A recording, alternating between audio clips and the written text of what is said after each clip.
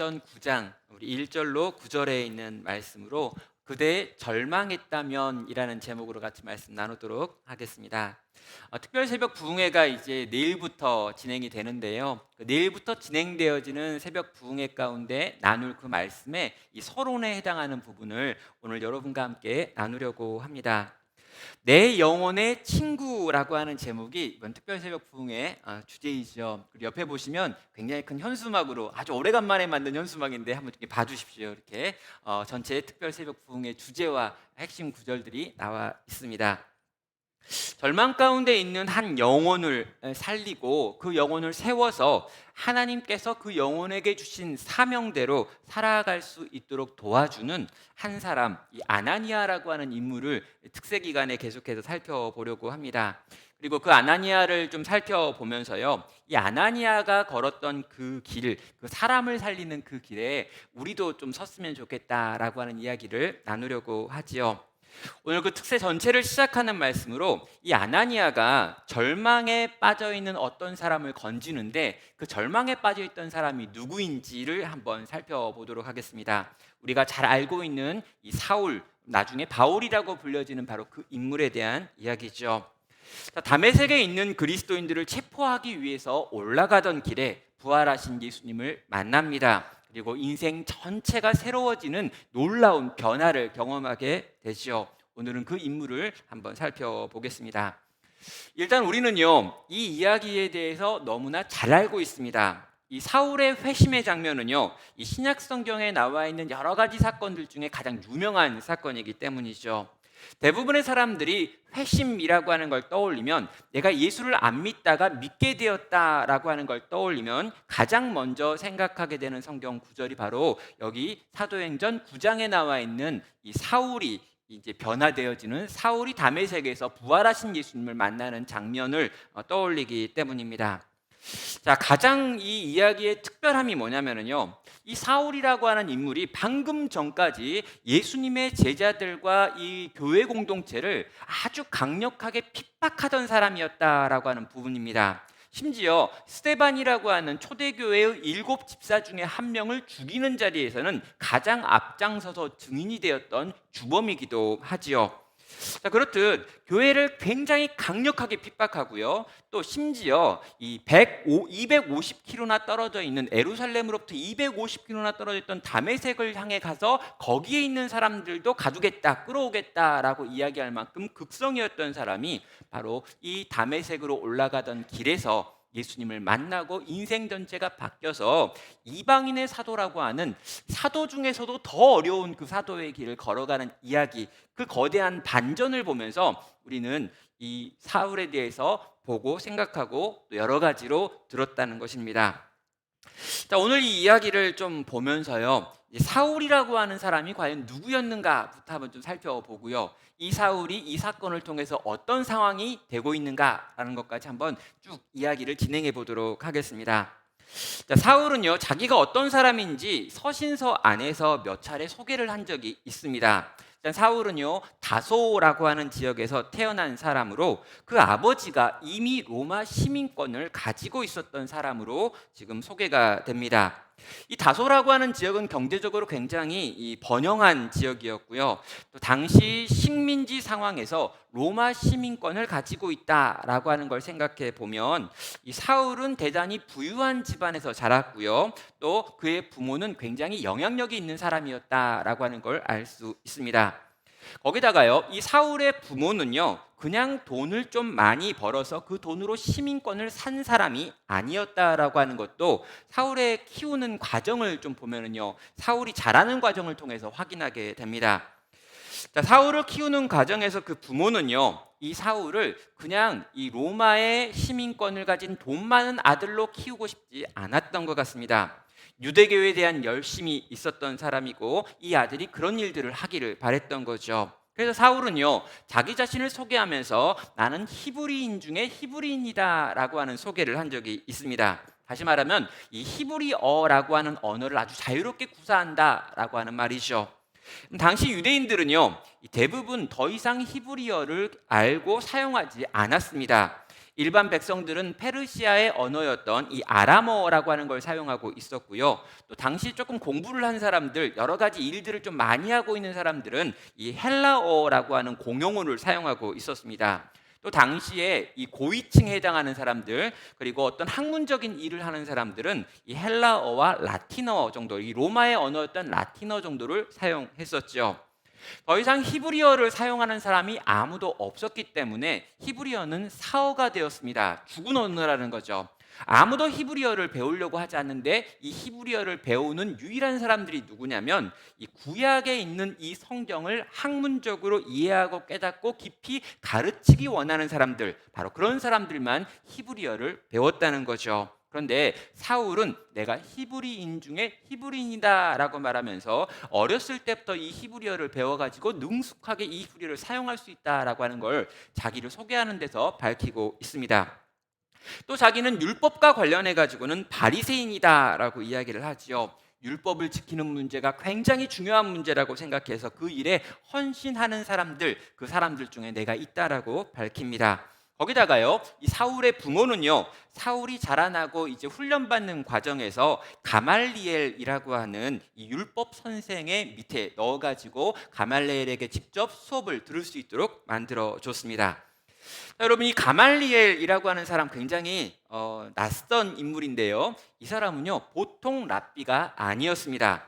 그럼 당시 유대인들은요, 이 율법을 가르치는 사람을 랍비라고 불렀습니다. 그런데 이 율법을 가르치는 사람을 랍비라고 부르는데 이 랍비의 뜻은 나의 선생님이라고 하는 뜻이에요. 근데 이 랍비라고 하는 이름으로 계속해서 율법 선생을 부르다가 가말리엘이 나타나고요. 이 가말리엘을 더 이상 사람들은 이 랍비라고 부르지 않습니다. 뭐라고 부르냐면 라반이라고 부르죠. 이 라반이라고 하는 이 표현은 나의 선생님이 아니라 우리의 선생님이라고 하는 뜻입니다. 그래서 많은 랍비들이 있는데 이 가말리엘은 너무나 탁월했기 때문에 똑같은 랍비라고 하는 이름으로 불려질 수 없다. 그래서 이분을 위해서 특별하게 이름을 만드는데 그게 라반이었다는 거죠. 그리고 이 라반이라고 하는 이름은 그 이후에 고유 명사가 되는데요. 이 유대인들에 있는 많은 선생들 중에 가장 뛰어난 7사람을 부를 때 이 라반이라고 하는 말을 이후부터 사용하게 됩니다. 그러니까 이 첫 번째 라반이 누구냐? 바로 가말리엘이에요. 자, 이 가말리엘에게 내가 직접 수업을 받았다라고 하는 건요, 그만큼이나 영광스러운 거였고요. 심지어 이 가말리엘에게 인정을 받았다라고 하는 건 그 이후에 학자의 길로 쭉 갈 수 있는 이 유대교의 지도자가 되어서 계속해서 이 지도력을 발휘할 수 있는 굉장히 중요한 고지에 올라가는 걸 의미한다는 거죠. 자, 그래서요, 이 유대인들은 가말리엘을 부를 때 율법의 영광이라고 하는 호칭으로 가말리엘을 부르기까지 했습니다. 여담인데요, 저도 이번에 알게 된 거여가지고 우리 성도님들한테만 살짝 알려드립니다. 이 가말리엘이라고 하는 사람을 좀 찾다 보니까 이 가말리엘의 족보가 또 있더라고요. 여러분, 이 가말리엘이 누구 자식인지를 알아냈습니다. 누구냐면요, 누가복음 2장에 나와 있는 성전에서 이스라엘의 회복을 위하여 기도하고 있었던 이 시므온이라고 하는 어르신이 계십니다. 그런데 이 시므온이 낳았던 자식이 가말리엘이고요. 이 가말리엘이 시므온의 아들로서 이 예수님을 어린 시절, 그 태어나자마자 8일밖에 안 된 예수님을 만나고 하나님께 찬양했던 이 시므온의 아들이 가말리엘이다라고 하는 것도 요번에 연구하면서 찾았던 내용입니다. 그냥 여담이고요. 이런 거 알고 있는 사람 거의 없을 것 같아가지고 알려드렸습니다. 그럼 사울은 부모에게 의해서 이 부를 물려받았고요, 이 시민권을 물려받았을 뿐만 아니라 신앙도 물려받았습니다. 최고의 율법 선생이었던 라반에게 배울 기회까지 만들어 주었죠.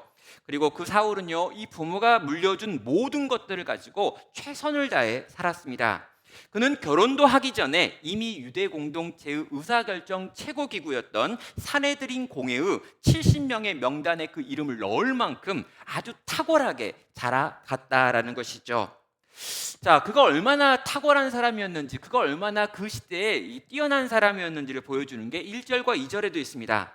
사울이 주의 제자들에 대하여 여전히 위협과 살기가 등등하여 대제사장에게 가서 다메섹 여러 회당에 가져갈 공문을 청하니 이는 만일 그 도를 따르는 사람을 만나면 남녀를 막론하고 결박하여 에루살렘으로 잡아오려 함이니라 라고 말합니다.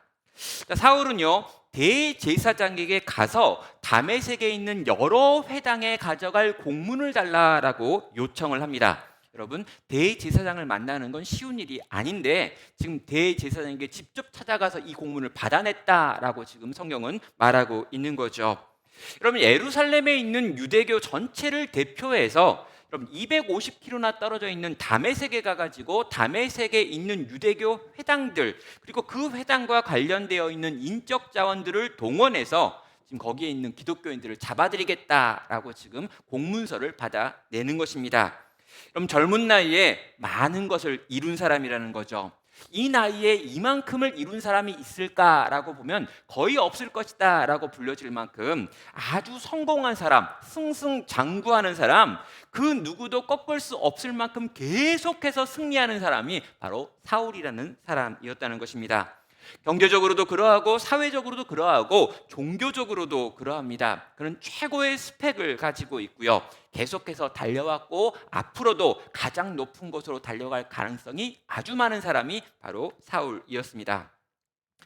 여러분, 우리는요 이런 사람을 보면은요 이런 사람이 모든 걸 다 가지고 있기 때문에 다 가지고 있는 너는 좀 신앙은 안 좋을 거야 이런 생각 좀 합니다. 그럼 세상에서 다 가지고 있는 사람이 신앙마저 좋으면 너무 기분 나쁘잖아요. 그래서 이 사람이 다 가지고 있으니까 약간 신앙은 좀 날라릴 거야, 신앙에는 좀 문제가 있을 거야 라고 생각을 하는데, 여러분 이 사울은요 심지어 신앙마저도 굉장히 좋습니다.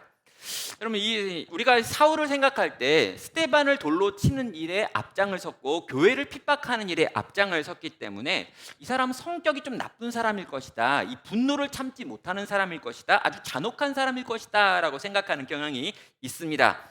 기본적으로 뭔가 좀 결핍이 있어가지고 이 결핍을 채우기 위해서 그렇게 막 돌아다니는 게 아닐까라는 생각을 하는 거죠.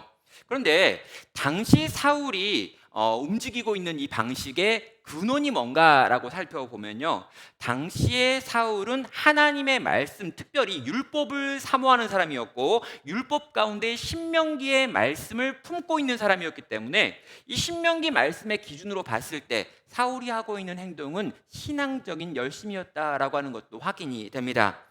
신명기 18장 20절은 이렇게 말합니다. 만일 어떤 선지자가 내가 전하라고 명령하지 아니한 말을 제 마음대로 내 이름으로 전하든지 다른 신들의 이름을 말하면 그 선지자는 죽임을 당하리라 라고 신명기에서 모세가 이야기를 합니다. 그러니까 여기 보면요, 선지자가 있는데 이 선지자가 다른 신들의 이름을 말하면 그 선지자는 죽여야 한다라고 말하고 있다는 거죠.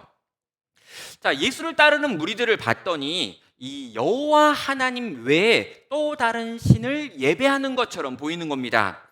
누굴 예배합니까? 그들을 위하여 십자가에 달려 죽은 예수에 대해서 이야기하고 그 예수를 높이고 그 예수를 따르겠다라고 지금 유대교 안에서 어떤 이들이 일어나가지고 움직이고 있더라는 거죠.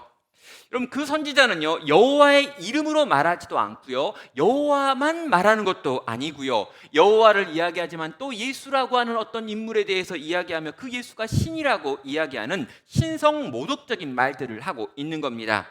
여러분, 유대교 안에 있고요, 유대교를 믿는다고 하면서 다른 신의 이름을 전하는 것은 안 되는 것이고 다른 신의 이름으로 기도해서도 안 되는데 지금 유대교 안에 있는 어떤 이들이 그런 방식으로 지금 신앙생활 하는 걸 보니까 이건 이단이었다라는 것이죠. 그리스도인들은 여호와의 이름 외에 십자가에 달려 죽은 예수 그리스도를 주로 고백하고 그 주를 따르겠다라고 이야기합니다. 그래서 이방에 있는 여러 지역에서 이 사람들을 부를 때 그리스도인들, 그리스도에게 미친 자들이라고 하는 말을 붙이기 시작했는데 사울이 보기에 이것은 나사렛 예수를 추종하는 이단자들이었던 것이죠. 자, 이런 이단자들의 세력이 점점 커지고 있습니다. 여호와 하나님의 종교가 지금 막 왜곡되고 있는 것이죠.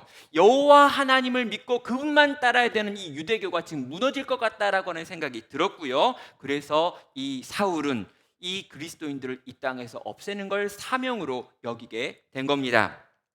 그러면 사울이 이런 생각을 하게 된 두 번째 이유가 있는데요, 그 예수가 십자가에 달려 죽은 자이기 때문입니다.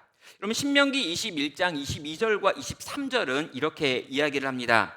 사람이 마냥 죽을 죄를 범함으로 내가 그를 죽여 나무 위에 달거든 그 시체를 나무 위에 밤새도록 두지 말고 그날에 장사하여 내 하나님 여호와께서 내게 기업으로 주시는 땅을 더럽히지 말라. 나무에 달린 자는 하나님께 저주를 받았음이니라 라고 말합니다.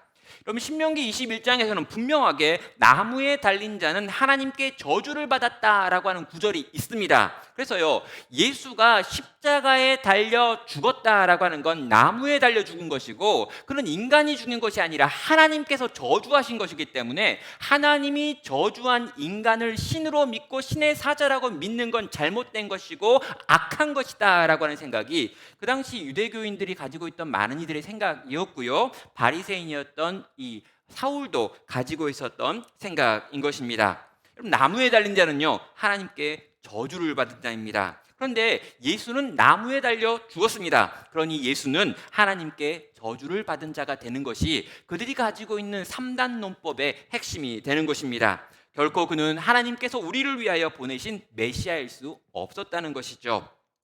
그럼 사울은요, 대단히 종교적인 사람이었습니다. 그는 구약 율법을 믿었습니다. 그리고 신실하게 이 율법대로 살기를 원했습니다. 그런데 그가 보기에 이 구약에 있는 율법으로 볼 때 이 율법을 흔들고 있는 강력한 이단이 나타난 것이죠. 근데 여러분, 이 이단은요, 하나님께 저주를 받은 일을 하나님과 동등하게 놓고 섬기는 사람들이었던 것입니다. 그럼 이 이단을 막는 것, 이 이단을 뿌리 뽑는 것, 이건 성전이 되는 것이었고요, 종교적 열심이 특심했던 청년 사울의 심장은 이것을 위하여 불타오르기 시작한 것입니다. 그럼 1절을 보면은요, 여전히 위협과 살기가 등등하여라고 하는 표현이 있습니다. 여기 등등하여라고 이게 번역되어 있는 이 표현은요, 이 숨쉬다라고 하는 원어의 표현을 지금 번역을 한 겁니다. 그러니까 위협과 살기라고 하는 것이 들숨과 날숨이 되어가지고 지금 막 이렇게 올라오고 있다는 거죠. 정말 이 강력한 이 이단들을 어떻게 해서건 간에 내가 막아내야겠다라고 하는 열정이 지금 막 불타가지고 숨을 들이쉴 때도 들이마실 때도 들이쉬고 들이마시는 이 모든 숨 속에서 그들을 향한 분노가 올라오고 있었던 상태가 바로 사울의 상태였다라고 밝히고 있습니다. 그래서요, 예루살렘에 있는 사람들을 몰아내는 것으로 마치지 않고요, 250km 떨어져 있는 다메섹까지 쫓아가서 거기에 피해 있는 기독교인들까지 다 잡아들여야겠다라고 생각하며 다메섹을 향한 걸음을 걷기 시작한 것입니다. 사랑하는 성도 여러분, 사울이 스데반을 죽이는 일에 기여한 것, 또 많은 그리스도인들을 핍박한 이 모든 것은요, 뭔가 실수로 일어난 일이 아닙니다. 또 분을 참지 못한 어떤 성격 때문도 아닙니다. 또 권력에 대한 욕심 때문에 일어난 저열한 것도 아닙니다. 사울은 종교적인 확신에 차 있습니다. 자기가 배우고 확신한 것을 지금 믿고 붙들고 있습니다. 여호와 하나님께 대한 그의 열심이 그로 하여금 최선을 다해서 나사렛 이단을 막으려고 움직이고 있었다는 것이죠. 자, 이런 사울이요, 이제 다메섹으로 올라가는 가는 길에 특별한 사건 하나를 경험하게 됩니다. 3절부터 5절에 있는 사건이죠. 사울이 길을 가다가 다메섹에 가까이 이르더니 호련히 하늘로부터 빛이 그를 둘러 비추는지라. 땅이 엎드려짐에 들음에 소리가 있어 이르시되 사울아 사울아 내가 어찌하여 나를 박해하느냐 하시거늘 대답하되 주여 누구시니까 이르시되 나는 내가 박해하는 예수라. 그럼 내용을 보면요, 하나도 어렵지 않습니다. 그럼 사울 일행이 이제 다메섹에 거의 다 가가지고 도착하기 직전이었습니다. 하늘에서 강력한 빛이 임했고요, 그 일행 전체를 그 빛이 비췄습니다. 사울은 땅에 엎드려졌죠. 그럼 여기에 쓰여져 있는 이 엎드려졌다라고 하는 표현은요, 떨어졌다라고 하는 의미를 가지고 있는 단어입니다. 그러니까 사울은 나귀 같은 걸 타고 가던 중이었던 것 같아요. 그런데 이 나귀 같은 걸 타고 가다가 너무 밝게 빛나니까 그 나귀에서 떨어져 가지고 엎드려진 상태가 지금 사울의 상태입니다. 그때 이 쓰러져 있는 사울을 향하여 목소리가 들리는데요, 이 목소리는 다른 이들은 들리지 않고 오직 사울에게만 들렸던 목소리입니다. 사울아 사울아 내가 어찌하여 나를 박해하느냐. 사울은 대답하지 않고요, 곧바로 질문을 하지요. 주여 누구십니까? 여기 나오는 이 주라고 하는 말은 높은 사람한테 부를 때 쓰는 표현이기 때문에 깜짝 놀라가지고 어떤 신적인 존재를 바라보면서 주여 누구십니까? 라고 질문을 한 겁니다. 그리고 이 사울의 질문에 대해서 답변을 하시죠. 네가 박해하는 예수다라고요. 자, 이게 일어난 사건이고요. 이 사건 가운데 나눠진 대화의 내용입니다. 그럼 우리는요, 이 이야기를 들으면서 별로 마음이 불편하지 않습니다. 왜요? 이미 알고 있는 내용이기도 하고요. 뭐 그럴 수도 있다라고 생각도 하지요. 하나님께서 여러 번 아브라함에도 나타나시고 여러 선지자들에게 나타나시고 말씀하셨던 걸 우리는 기억하고 있고, 사울에게 그렇게 나타나서 말씀하실 수 있지라고 하는 생각을 우리 대부분이 갖고 있죠. 그러나 가장 중요한 건 뭐냐면 내가 사울의 입장에서 이 이야기를 들어본 적이 없기 때문입니다. 여러분, 다메섹으로 올라가다가 지금 이 사건을 경험하고 이 대화를 하는 사울의 마음과 심령은 어떨까 한번 생각해 보시기를 바랍니다. 그럼 사울이 누굽니까? 지금 예수가 이단의 괴수고 예수를 믿고 따르는 모든 자들은 그 괴수를 따르고 있는 이단 사이비들이다라고 생각하고 있습니다. 자, 그래서요, 이 초대교회의 중요한 인물이라고 생각되어지는 7 집사 중에 한 명인 스데반을 죽이는 자리에서 자기가 앞장서서 스데반을 죽이기도 했습니다. 또 이후에 밤낮으로 예루살렘에 있는 교회들을 핍박했고요. 이제는 국경을 넘어가지고 다메섹에까지 가가지고 그 일을 하려고 했던 사람입니다. 그럼 잠깐 기분이 나빴거나 실수였거나 또 어떤 자기 안에 있는 분노나 자기 욕망 때문에 그런 것이 아니라 그가 알고 있는 성경과 그가 가지고 있는 신앙의 양심을 가지고 하나님께서 지금 나에게 주신 사명이 이거다라고 생각해가지고 일에 목숨을 걸고 열심을 내가지고 했던 사람이 바로 사울이라는 거죠. 자, 그런데 정말 그렇게까지 이 열심을 내 가지고 기독교를 핍박하고 예수 믿는 사람들을 공격하는 일을 했는데 오늘 그 예수가 부활하신 예수로 지금 자기 앞에 나타나서 자기에게 말을 걸고 있는 것입니다. 정말 열심히 했는데, 최선을 다했는데, 내 인생을 다 거기 걸었는데 이게 옳은 일이라고 믿었고 이게 맞는 일이라고 믿었고 이게 신앙에서 나오는 일이라고 믿었었는데 그 일이 한순간 그날 그때 그 말을 들음으로 인하여 무너지고 있는 것을 지금 경험하는 것입니다. 사울의 그 모든 열심이 헛된 것이었습니다. 십자가에 달려 죽은 예수가 그 제자들이 했던 그 말처럼 부활을 했고 그 부활하신 상태로 지금 자기에게 찾아와서 말을 걸고 계시기 때문입니다. 내가 틀렸고 예수의 제자들이 맞은 것이고 옳은 것이죠. 성도 여러분, 자기가 살았던 삶 전체가 지금 부정당합니다. 열심을 냈던 모든 것이 다 의미 없는 것이었을 뿐만 아니라 하지 않았어야 될 일이었다는 거죠. 그럼 내가 열심히 사람을 살리려고 어떤 일을 했는데 내가 그 일을 해서 그 사람이 죽은 겁니다. 내가 열심히 유대교를 지키고 하나님께 영광을 돌리려고 했는데 내가 했던 그 모든 일이 하나님의 영광을 땅에 밟고 짓밟는 일이었다는 거죠. 내가 살았던 모든 생의 목적과 방향이 있었는데 그 모든 것이 한순간에 다 꺾이고 부서지고 깨어지는 것을 지금 이 사울은 여기서 경험하고 있는 거죠. 여러분, 이미 너무 많이 사람들을 망가지게 했습니다. 이미 너무 많은 사람들을 핍박했고요. 심지어 어떤 이는 죽이기까지 했습니다. 모두가 내 잘못된 판단, 내 잘못된 생각 때문에 일어난 일들이었죠. 한 번도 인생에 실패해 본 적 없었던 사울, 늘 승승장구했던 사울. 그런데 그 인생 전체가 가장 열심을 했던 그 일이 거짓이었고 잘못된 일이었다는 걸 확인하는 것이 바로 이 다메섹에서 일어난 사건이 되는 것입니다. 성도 여러분, 사울은 나기 위해서 추락을 했습니다. 그런데 단지 그냥 땅바닥에 엎드러지는 것으로 끝난 게 아니었다라는 거죠. 하나님께서 자기에게 소망을 주셨고 하나님께서 나에게 어떤 사명을 주셨고 내가 그 사명을 위해 내 모든 걸 걸고 열심히 달리고 있었다라고 하는 그의 인생 전체가 한순간에 나락으로 추락하는 것을 지금 경험하고 있습니다. 내가 했었던 그 모든 일이 여호와 하나님을 대적하는 일이었구나. 내가 하나님께서 가장 사랑하는 독생자 외아들 그의 심장에 칼을 박는 일을 하고 있었구나. 이 모든 걸 깨닫고 이 모든 걸 경험한 이 사울은 지금 땅바닥 깊은 곳으로 추락하고 있는 것이죠.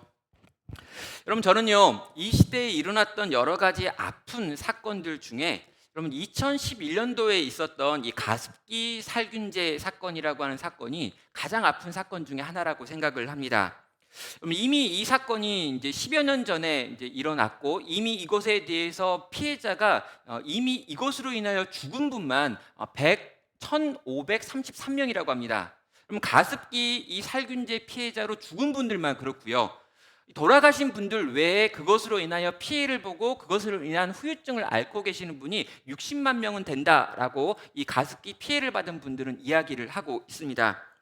내용이 뭐냐면은요. 가습기 안에 세균이 사니까 이 세균을 잡기 위해서 살균제로 이 안에 있는 세균들을 제거하는 이런 살균제가 나왔습니다. 그리고 이 살균제에 어떤 독성 성분이 있었는데 그걸 파악하지 못했기 때문에 이 독성 성분이 가습기가 이렇게 그러니까 그 가습을 하는 과정에서 사람들의 폐에 들어갔고요.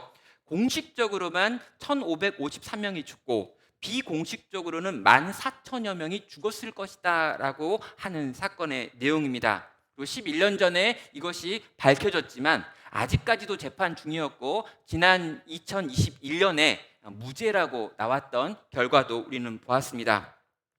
이 관련 기사와 관련 인터뷰를 보다가 가장 가슴이 아팠던 부분은 어떤 거였냐면요. 그러니까 아이가 있는데 아이가 숨을 잘 못 쉬니까 이 아이에게 가습을 시켜줘야겠다고 생각한 엄마가 그럼 이 가습을 시킬 때 세균이 있으면 안 되겠다고 생각을 하고 정말 가습기 살균제라고 하는 비싼 걸 거기에 넣어가지고 잘 살균을 해서 애한테 이렇게 가습을 해준 거죠. 근데 이 아이가 또 폐가 아프고 가슴이 아프다고 하니까 더 잘해야겠다 해가지고 더 열심히 가습제를 넣어가지고 잘 씻어가지고 매번 가습을 더 열심히 해줬다는 거예요. 그리고 이 아이가 죽었다는 거죠. 여러분 이 이야기를 하시면서 그 엄마가 했던 말이 뭐냐면 내가 열심히 얘를 살려보려고 했는데 그 모든 열심히 이 애를 죽이는 것이었다라고 하는 걸 나중에 알게 될 때 살 힘이 없다라고 하는 이야기였습니다. 여러분 저는요 그 이야기와 그 이야기의 내용들을 보면서 너무 가슴이 아팠습니다. 그런데 이 일이 오늘날 우리에게도 종종 많이 일어나고 있는 일들이라는 거죠. 사랑하기 때문에 어떻게든 도와주고 싶어서 어떻게든 이 사람 살려보려고 어떻게든 좀 고쳐보려고 어떻게든 좀 이렇게 세워주려고 애쓰고 노력했는데 노력하면 노력할수록 더 망가지게 만드는 일들이 오늘날 너무나 많이 있다는 거죠. 사랑하는 자식들을 정말 잘 사랑해서 어떻게든 세워보려고 고쳐보려고 했는데 그 모든 수고가 잘못된 것일 수도 있고요. 배우자를 어떻게 새롭게 만들어 보려고 했는데 그 배우자가 그렇게 안 되는데 그 이유가 나였을 수도 있고요.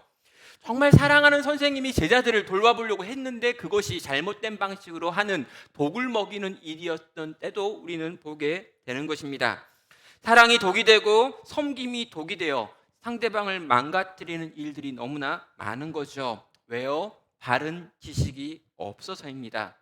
올바른 진단을 하지 못했고 올바른 진단이 없으니 올바른 처방이 나오지 않은 거죠. 그래서 나의 수고가 나의 사랑의 결과가 상대방을 더 망가지게 만든 겁니다.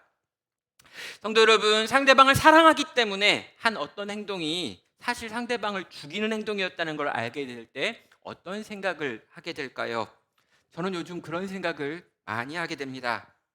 정말 잘하는 걸까? 이렇게 하는 게 맞는 걸까? 이렇게 하는 것이 옳은 걸까? 이런 고민이 많은 거죠. 사랑하는 성도 여러분, 사랑에도 지혜가 필요하고 섬김에도 바른 지식이 필요합니다. 지식이 없는 사랑은 때로 독이 되더라는 거죠. 사울도 마찬가지였습니다. 사울이 나쁜 놈이 아니란 말이에요. 사울은 정말 여호와 하나님을 사랑했습니다. 그리고 정말 그 여호와 하나님을 어떻게든 살리고 지키고 돌보고 그 하나님과 함께 이스라엘의 부흥이 일어나기를 꿈꿨습니다. 그래서 열심히 율법을 지키는 율법 교사가 되어서 바리새인으로 살았고요. 어떻게든 사내들인에 들어가 가지고 그 사내들에서 권력을 가지고 그 유대교를 지키고 여호와 하나님께 영광을 돌리기 위해서 이 거짓된 이단들, 이 나사렛 기독교 교회와 싸울 수밖에 없었다는 거죠. 그런데 그 결과 그가 했던 그 모든 것이 다메섹 그 길 위에서 추락해 버렸습니다. 정오의 태양보다 더 밝게 빛나는 그 빛 앞에서 그가 땅바닥으로 추락했고요. 거기서 그는 시력을 잃어버립니다. 여러분, 시력을 잃어버렸다라고 하는 이 표현은요, 단지 그가 눈이 더 이상 보이지 않는다라고 하는 걸 의미하는 게 아닙니다. 이전에 그가 살아갔던 삶의 의미를 잃어버렸다는 것이고요. 더 이상 세상을 바라봤던, 그가 옳다 그르다를 판단했던 그 기준이 사라져 버렸다는 것이고요. 더 이상 이전처럼 세상을 볼 수 없게 되었다는 것이고, 더 이상 이 세상을 믿을 수 없게 되었음을 의미합니다. 나의 판단을 더 이상 신뢰할 수 없게 되었습니다. 내가 이제까지 가지고 있던 옳다 그르다의 기준이 더 이상 옳은지 그른지 모르게 되어버렸습니다. 이것이 사울의 실명입니다. 그는 나는 이제 아무것도 볼 수 없는 자이고 아무것도 할 수 없는 자이며 아무것도 주님을 위해 할 수 있는 것이 없음을 자기의 온몸을 통해서 이렇게 보여주었던 것이죠. 성도 여러분, 사울의 선택은 뭘까요? 이런 상황에서 사울이 할 수 있는 선택은 어떤 거가 있을까요? 이런 프랑스 소설가 빅토르 위고라고 하는 분이 레 미제라블이라고 하는 책을 썼습니다. 아주 위대한 소설이죠. 우리는 이 장발장이라고 하는 걸로 이 책을 기억하는 분들이 많이 있습니다. 그럼 주인공 장발장은요, 배가 고파 빵을 훔쳤다가 감옥에 갇히고요, 탈옥을 시도했다는 이유로 형기가 길어져 가지고 19년 동안 감옥에 살게 됩니다. 이 감옥에서 그가 이제 추록을 하면서요, 아주 독한 마음으로 내가 이 세상이 나를 이렇게 했으니 내가 이 세상을 망가뜨리리라라고 하는 어떤 악인의 마음으로 나오게 됩니다. 그래서 이 장발장이요, 한 신부를 만나게 되고요, 이 신부의 사랑과 이 신부의 어떤 이렇게 은혜 때문에 감화를 받습니다. 그리고 온전한 회심을 경험하게 되지요. 자신의 신분을 감추고요, 이 사회 속에서 정말 선한 일, 아름다운 일을 해야겠다라고 하면서 정말 선한 일을 많이 하는 정말 좋은 사람이 됩니다. 문제는요, 이 장발장이 정말 선한 사람이 되었음에도 불구하고 이 장발장을 끝까지 추적하고 있는 한 형사가 있었던 것입니다. 그 형사의 이름은요, 자베르라고 하는데요, 이 자베르가 가지고 있는 확신이 하나 있었습니다. 그 자베르의 확신이 뭐냐면요, 한 번 죄인은 영원한 죄인이다라고 하는 확신이죠. 몇 번이나 이 구절이 나옵니다. 한 번 죄인은 영원한 죄인이기 때문에 이 장발장이라고 하는 그 악인이 지금 어딘가에 살고 있는데 그를 찾아야 된다라고 하는 것이 이 자베르가 장발장을 추적했던 이유입니다. 자, 그래서요, 이 자벨은 끝까지 장발장을 추적합니다. 그리고 결국에 장발장을 만나죠. 그런데 이 장발장이 악인이 아니라 선인이 되어 있는 것입니다. 심지어 자기의 모든 것을 위협하고 있는 자베르의 생명이 위기에 빠졌을 때 이 위기에 빠져 있는 자베르까지 살려주는 장발장을 만나게 되지요. 자, 자베르는요, 자기가 믿고 있었던 그 진리라고 생각했던 거, 한 번 죄인은 영원한 죄인이다라고 하는 이 진리, 내 삶 전체를 지지하고 있고 내가 형사로 평생을 살게 만들었던 이 진리가 좀 흔들리는 것을 경험합니다. 그리고 이 명제가 무너질 때 자베르가 한 선택이 뭐냐면요, 자살하는 것이었습니다. 그러니까 더 이상 내 삶을 지지하고 있고 내 삶을 끌어가고 있었던 이 진리를 붙들 수 없을 때 사람은 살 이유를 찾지 못하고요, 극단적인 경우에는 자기의 생명을 끊을 수도 있다는 것이죠. 여러분, 이런 상황 가운데 여러분, 어쩌면 저는 이 사울도 있었다라고 생각을 합니다. 성도 여러분, 한 번 죄인은 영원한 죄인이다라고 하는 이 자벨의 말이 옳은 말일까요? 근데 저는요, 의외로 우리 많은 성도님들도요, 이 말을 믿고 있다라고 생각을 합니다. 비슷한 말이 많잖아요. 사람은 고쳐 쓰는 게 아니다, 이런 말 많이 듣지 않습니까? 사람은 고쳐 쓰는 게 아니다. 사람은 절대 안 바뀐다. 3살 버릇이 30까지, 40까지 간다, 이런 이야기 막 합니다. 40이 아니군요. 더. 예. 아무튼 여러분, 그래서 이렇게 인사 담당자, 이렇게 회사에서 사람을 뽑는 사람들이 가장 중요한 게 뭐냐면요, 인사가 만사다, 이런 얘기 하는 거예요. 사람을 뽑을 때 잘 뽑아야지, 그 잘 뽑은 사람 일 잘하는 거지, 이상한 사람 뽑으면 절대로 이렇게 고쳐가지고 일 제대로 못한다. 이게 대부분 인사 담당자들이 하는 말이죠. 잘못된 사람을 뽑으면 고칠 길이 없다라는 걸 이미 너무 많이 경험했기 때문입니다. 그럼 자베르는요, 자기 인생을 지탱하고 있던 것이 무너질 때 모든 것이 무너져 버렸고 살 이유도 잃어버렸기 때문에 자살로 인생을 마감했습니다. 어쩌면요, 인간이 가질 수 있는 가장 정직한 태도 중에 하나가 이 자베르의 태도가 아닐까라고도 생각을 하지요. 사울의 모든 것은 무너졌습니다. 신념이 무너졌고요. 삶의 이유가 무너졌고요. 이제껏 달려왔던 인생의 모든 목표가 무너졌습니다. 확신이 컸기 때문에 절망도 컸습니다. 그 확신에 모든 걸 걸었기 때문에 그 확신이 거짓이고 틀린 거다라고 하는 걸 알았을 때 그에게 아무것도 남겨진 것이 없습니다. 그는 눈이 멀었습니다. 그는 일어날 힘을 잃어버렸습니다. 살아있지만 살아있는 것이 아닙니다. 그날 사울은 다메섹으로 올라가는 길에서 부활하신 주님을 만나 죽임 당한 것입니다. 사랑하는 성도 여러분, 이제 말씀을 마무리해야 되는데요. 인간 사울은 거기서 죽었습니다. 그가 살아있다 해도 더 이상 그는 산자가 아닙니다. 그러나 여러분, 그 사울을 그 길에서 거꾸로 틀인 이가 누구인지, 그 사울의 두 눈을 멀게 한 이가 누구인지 우리는 다시 한번 생각해야 합니다. 여러분, 그 사울을 거기서 떨어뜨린 사람, 거기서 엎드려지게 만든 그분은 부활하신 우리 주 예수 그리스도입니다. 사망을 이기고 죄와 사망으로부터 우리를 건져내시며 하나님의 진노로부터 우리를 살려내시기 위하여 십자가에 자원하여 올라가셔서 거기서 죽임당하시고 그 사망에서 부활로 나타나 일어나신 분, 그분이 바로 이 사울을 쓰러뜨린 인물이라는 거죠. 여러분, 이분이 왜 사울을 만났을까요? 사울을 죽이기 위함이었을까요? 아니면 그를 살리기 위함이었을까요? 사랑하는 성도 여러분, 부활하신 우리 주님이 부활하신 몸으로 사울에게 찾아가신 이유는 사울을 죽이고 다시 살리기 위함이었던 것입니다. 정말 우리는 사람은 안 바뀐다라고 이야기하고요, 사람은 고쳐 쓰는 게 아니다라고 이야기하는데, 우리가 성경을 통해 확인하는 게 무엇입니까? 하나님은 늘 사람을 고쳐 쓰시더라라는 것입니다. 처음부터 괜찮은 인간이 하나도 없었습니다. 그런데 그럼에도 불구하고 우리 하나님께서 그 인생을 살아가셔서 그 이상한 인간들, 그 부족한 인간들, 그 망가진 인간들, 그 깨진 인간들, 그 죄로 말미암아 허우적거리던 그 인간들을 끄집어내서 당신의 선한 일에 사용하시기 위하여 다시 살리고 다시 고치고 다시 온전케 만드시는 일들을 우리 하나님은 늘 해오셨다는 것이죠. 그리고 부활하신 우리 주 예수 그리스도께서도 동일하게 이 사울을 죽이시고 다시 살리셔서 당신의 위대한 일에 이 사울을 쓰게 되는 것입니다. 사랑하는 성도 여러분, 우리에게 필요한 것이 무엇일까요?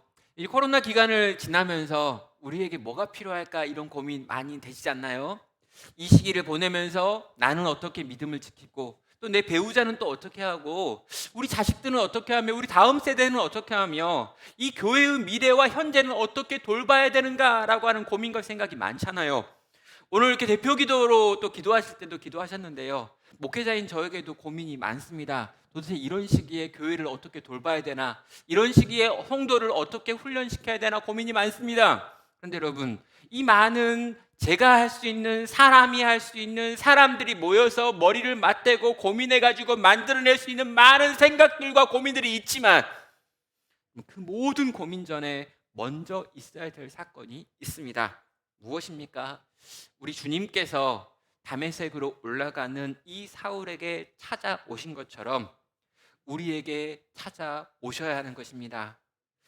오셔서 우리의 이 높아져 있는 것들과 서 있는 것들과 자라가는 것들과 우리가 생각하고 있는 어떠한 것들을 철저하게 죽이시는 일들이 일어나야 하는 것입니다. 그리고요, 그분에게 죽고 그분이 살리시는 걸 경험해야 하는 것이죠. 주님이 만드시는 기적이 먼저 있어야 합니다. 주님이 행하시는 역사가 일어나야 합니다. 주님이 내 심령 가운데 임하셔야 합니다. 주님이 우리 작은 교회 가운데 임하셔야 합니다. 우리 가정 가운데 임하셔야 합니다. 우리 자식들 가운데 임하셔야 합니다. 우리 다음 세대 가운데 임하셔야 합니다. 이 거대한 어둠 속에서, 이 캄캄함 속에서 우리가 일어나고 살아나고 다시 뛸 수 있는 유일한 힘이 바로 거기 그 주님께서 찾아오심으로, 부활하신 우리 주님께서 빛 가운데 찾아오셔서 그 빛을 비추실 때 시작된다는 것을 다시 한번 생각하시며 그 빛을 구하며 그 빛을 찾으며 나아가시는 우리 모든 성도 되시기를 주님의 이름으로 축원합니다. 이 시간 함께 우리 들은 말씀을 가지고 잠깐 기도로 나아가겠습니다.